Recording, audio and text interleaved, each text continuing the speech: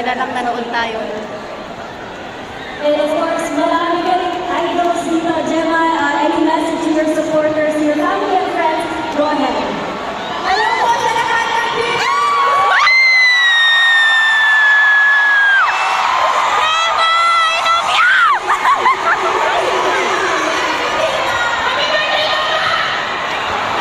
Happy birthday, Gemma!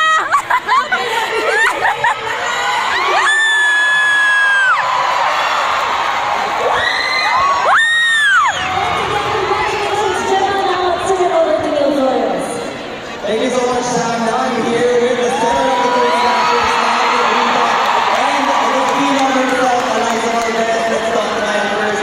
Kyle, this is your 7th championship with the Green Knight Three Slashers. My God, What MVP makes yan this si Gemma! championship Different kasi this time ko yung nalaro ko. So, after 4 years, 5 years, yun lang naman sa buong season. Diyos, napakagaling ng mga strikers ko. Salamat sa inyo. Salamat sa pasensya. I love you all so much.